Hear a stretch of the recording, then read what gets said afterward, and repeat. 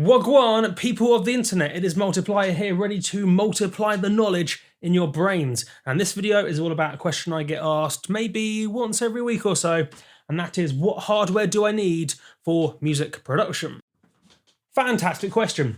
But yeah, there's only really one bit of hardware that you absolutely need, and then, well, I suppose 2 bits, and then there's a whole bunch of stuff that you'll probably find rather useful. So the 2 bits of hardware that you need is, first of all, a computer, which I can actually show you. Found a computer. Look at this. This is a classic example of a computer with a built-in rattle noise. No idea where that rattle's coming from. More importantly, but probably less obvious than a computer, you will need a set of headphones. A set of at least medium-priced headphones, but not necessarily the most expensive headphones. These are medium-priced. These are Sennheiser HD 25s. That's a great example. They're flexible, sound great, and they tell you everything you need to know to make professional-sounding tracks. And it comes with a cable, all the sort of normal stuff. And if you have a set of, let's put this on there. This is literally your only real setup that you need to make music. Everything else is a bonus. So you have a very old broken computer. Okay, the computer needs to work, but we'll pretend that's a computer that works. So you have a computer, you plug your headphones in. This all sounds simple stuff, but believe me, this is all you really need. So you have a set of computer, you have a computer and a set of headphones. You put it on your head, get some software, and that's all you need to make music. Everything else is a bonus. So what else do you need? That's all kind of obvious stuff. You need a computer, you need a set of headphones to hear what you're listening to. The next thing you probably want to consider on your musical journey of buying things is going to be a MIDI keyboard, such as this guy. Now, this is the cheapest MIDI keyboard available, and what this does is the same as all MIDI keyboards in the sense it takes the buttons you press and then sends that information to the computer via a cable, and it does that because that's what it does. It's a MIDI keyboard. You put it on your desk or hold it. You can put it anywhere you like. So you put it somewhere, you plug it in with the cable, USB cable, and then this tells the computer what notes it pressed, and therefore the computer makes the sound. MIDI keyboard, this sends note information via the cable, then the computer turns it into noise. You can actually use a normal keyboard to do all your notes and stuff. Like you could do A for that note, and then S for that note, and so on, or something like that. I think maybe D is D, or F is F. But yes, you can technically use the keyboard on your normal keyboard to play notes in your software, such as Ableton, Logic, or Fruity Loops. However, it's a bit of a pain. You can't really see what intervals are what intervals, and you don't get velocity-sensitive keys. Velocity sensitivity being a measure of how hard you press the note. So most keyboards, even the cheap ones, will actually measure how hard you press the note on the keyboard and send that to the software so the software can make a different sound if you press the note hard versus soft. Velocity, fantastic. So yeah, you can't get this velocity stuff from a normal keyboard, just the notes. That's why these are useful. This is an even Akai Professional LPK 25. So this is the cheapest, most cheerful, probably not the most cheerful. I'm going to say it's the most cheerful, actually. It's cheap and cheerful, and it comes with a cable that breaks when you step on it. So don't step on the cable. If you want to spend more money, you have to run over the cable. That's probably how it gets broken, running it over. So yes, if you want to spend more money on something better than the cheapest thing, you've got 2 directions to go, like this. With your keyboards, one direction is to get a simple keyboard like that one, but bigger, such as this guy off in the distance that you can't really see. So basically, imagine the bit that you can see, this bit. Imagine it continues into this. Imagine I can talk. So imagine this continues into the distance. It's an 88 key. M Audio Key Station 88 ES. So it's got 88 keys. It's a full-length keyboard. So the cool thing about the full length is you don't have to press the octave up and down to play the different parts of the keyboard. On here, if I want to go higher where there's no keys, you have to press the octave up button so you can go up and down the keyboard. But on a big one, you don't have to do that. You can just drop your hands, top, bottom, middle, wherever you like. Yeah, literally any of the notes. It's really good. Or you can get, let me show you. Boing, pick it up. Oh, this one's heavy. This one's heavy because it has more features and it's nicer. So what you could do, instead of just going for a massive cheap keyboard, you could get a nicer, littler keyboard. So this is a 25 key control, complete Native Instruments, complete control S25. So it's got 25 keys Lovely. But it also has a bunch of twiddly things at the top that allow you to do more stuff with the software. And there's a whole bunch of kind of crazy features and stuff built in. There's a touch strip that bounces up and down. The keys are semi-weighted or fully weighted. I've no idea, but they're just nicer. You get better velocity sensitivity. So if you want to play in your different velocities, soft versus hard and so on, it measures that velocity much better, and you get aftertouch, I think, on this one anyway.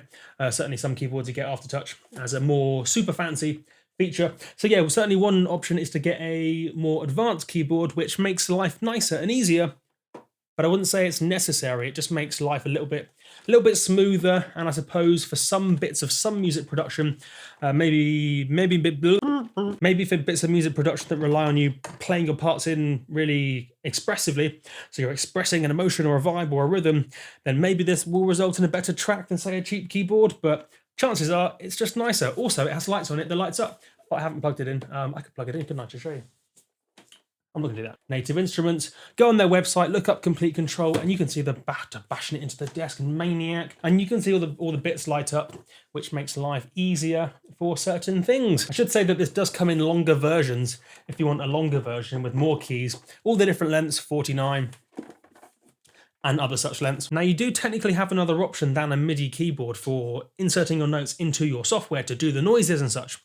And if you have something like Ableton, the obvious choice may be an Ableton Push. Here is an Ableton Push 2. Now, what this is a whole bunch of buttons and stuff, so I can be like, doing, doing, doing, insert some sort of instrument, operator, that'll do fine. So the cool thing about this Ableton Push and the buttons and the lights and stuff is it's a MIDI keyboard plus other things too. I mostly only use it for a MIDI keyboard because that's just how my brain works. But the cool thing about it is I can be like scale, and then I can choose a scale like any of the scales, minor blues, whole tone, whole half, major minor, Dorian, and other such ones, Hungarian minor, minor gypsy, and other ones, minor blues. And then I can choose the note, well, not the note, the letter. So I can be like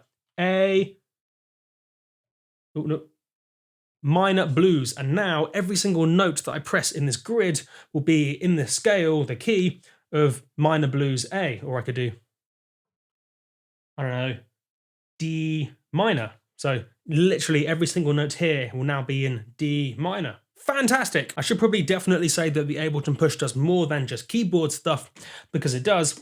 In a sentence, I suppose the Ableton Push 2 allows you to create pretty much an entire track without looking at the computer. So you have this lovely little screen up top, and you can like change parameters, and you get the screen and the buttons, and you can like record ideas, play it all in, you can arrange, sequence, layer up, do all your songwriting, music production stuff, but all just looking at this with your hands on all the buttons, and it's a lot of fun. But it's different to using a mouse. I'd say it's more fun than a mouse. It's an option. It's a workflow option if you want to work in that particular way, or you can work in the buttons with a mouse way, any different way. But yes, it's a lot of fun. It's awesome, I might say. Machine Studio is another similar sort of idea to the Ableton Push, but it does different things. But it's along that same sort of vibe of trying to create as much of the track as possible purely with a single bit of hardware. Remember though, the Ableton Push and the MIDI keyboards don't actually create the sound inside of the device. They talk to the software. So it simply sends note information or just kind of button information to the software, and then the software in your computer creates all the sound. Next is a sound card, which is something that I can nearly spin on my finger like a basketball. But it's also, I suppose, the next main step, the next main bit in your musical production buying stuff journey that you may want to consider. Now, this one's broken, so don't worry about me playing around with it. I'm not breaking some bit of valuable musical production gear, because it is actually broken. So the fact I'm playing with it and spinning it and doing like spin tricks and like using it like a tech deck, or whatever, that isn't me breaking some valuable gear. I'm not just a nutter. It is already broken, so I can play with it, spin it on my finger, etc. But yes, these are called sound cards or digital audio converters, DACs, DACs, or audio interfaces. In fact, they're probably more commonly known as audio interfaces. And what they do is they interface, that didn't help you at all. What they do is convert digital information in your computer into analog noise that you can hear through your headphones or your speakers. So you get a set of headphones, let me show you some other ones. Another option for some words today. Another option for solid, medium-priced headphones, the Dynamic DT770 Pros. What you do is you get your headphones and then you plug it into, via the cable, you plug it into the DAC, the audio interface, the sound card, and then there's another cable missing. We're going to pretend, we can do pretending, everyone. We're going to pretend that this is the right cable. It's the wrong cable. It's actually not that wrong. It's just the wrong end. So it's also broken. But yeah, you get a cable to connect to your computer. So imagine there's a computer on the end of here. There you go, plugged it in using imagination. So you plug that into your computer into the audio interface, the sound card via there, and then that converts the digital information, the computer audio stuff, into a real life analog sound that you can hear through your head holes. Your ears! That's why it's called a digital audio converter, a DAC, because it converts digital information into information. It converts digital information into analog information, because us as humans hear analog, we don't hear digital, because we are real life creatures. But yeah, these are sound cards. Do you need one? No, but they're nice to have. I would say these make a minor difference to the audio you're hearing.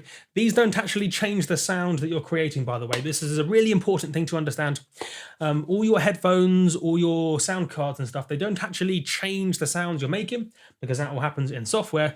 But what they do, what they do is allow you to better hear the music you're creating, so you can make better decisions. So if you're using, say, $10 headphones through your computer sound card, you won't be hearing the sound properly, and you'll probably not be making the best decisions as to what presets to use, what loops to use, what sounds to do what with, and so on. Whereas if you can clearly hear the audio you're making through good headphones and or a sound card, you can make better decisions. Now, I would say the sound card, the difference it makes in terms of audio quality is actually really small. It's not that much at all. It's maybe a few percent. You'll start to hear the biggest differences when you start to crank it to the max. So if you're always having to crank up your computer volume to the max, you're going to hear probably a very noticeable difference between, say, your computer sound card and one of these. But at normal monitoring volumes, there's not a big difference, to be completely honest. If you do want one though, I highly recommend this one, as does most of the internet and most of the music industry.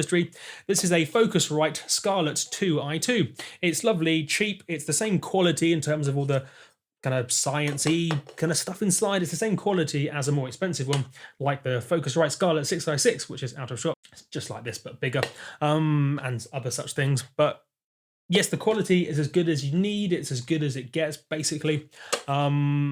Yeah, it's got a bit for your headphones, bit for speakers in the back if you want some proper speakers. Contentious thing for me to say that sound cards don't do an awful lot. Oh, it broke. So yes, don't do that with your sound cards. But yes, what I was trying to say before I just flinged it into the distance and gouged the wall. I wonder if I can see what you're calling a gouged. You probably that one. But yes, this gouged the wall. We'll leave that. That's fine. So yeah, what I was trying. I'm going to hold it so I don't drop it. That's probably the safest thing to do. What I was trying to say before that just happened is it's quite contentious me saying these don't make a big difference to the sound quality you're hearing. But it's true, it's only a few percent, and I personally think that headphones make a much bigger difference, so there's no point in spending hundreds and hundreds on a super expensive sound card just for doing music production. Sound cards, they'll make a small difference, so worth having, but yes, not 100% necessary. And I suppose monitors as well would be the only other thing to consider. These are called monitors. You can call them speakers if you like, but the cool kids in the audio world call them monitors, and you call your monitor, your desktop monitor, probably something else, maybe like probably call that a speaker or something crazy. So yes, these are called monitors. They're really speakers, and there's two of them. You can only see one right now, but there's two. Do you need these? No, but they're nice to have. It's one of those, again, probably the next thing you want to consider in this ordered list of stuff you want for music production. But the thing to know about monitors is you can't, let's say you're spending, I don't know, $300 on either monitors or headphones, you're going to hear much more detail on headphones than monitors. So if you can only afford to spend $300, I recommend getting headphones so your tracks sound better. However, if you can't afford to get a set of cheap or entry level. Saying that though, if you can afford to get some monitors, first of all, it's a lot more fun to produce on monitors because you can crank it up a bit and you can not have something attached to your head with a wire, which is like, no, what's attached to my head? Oh yeah, do do check out my video on headphones versus monitors if you haven't seen that, where I explain in detail my thoughts for headphones versus monitors and why you might want headphones versus monitors in some situations. Just Google multiplier, headphones, monitors, and I'll appear. Bing! And that is it. That is it for... No, there's one more thing. And his name is Mr. Giraffe. Now, this is the final bit of essential music hardware you need for music production, and his name is Mr. Giraffe, and he's fantastic, and he just falls down all the time. It's a stand up. He just also has it shaker in there. You're doing your lunatic. When you're purchasing your Mr. Giraffe, try and get one that doesn't tip you down all the time, because it's really annoying. So I'm going to put him back because that's not part of the actual bit of the video. Can you still hear me over there? Probably. Right. That is it. Video complete. They are the bits of music hardware for music production that you need in order of importance. So absorb the knowledge, multiply your knowledge with this video. Video's done, so your knowledge has been multiplied. And so I will catch you guys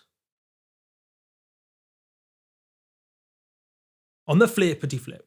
There's also the next big thing to talk about, which is sound cards, which I recommend throwing in the air. If you throw it in the air before using it, what that does is it makes the sound better, because the electricity runs through the electricity ports and the capacitors work at a higher velocity.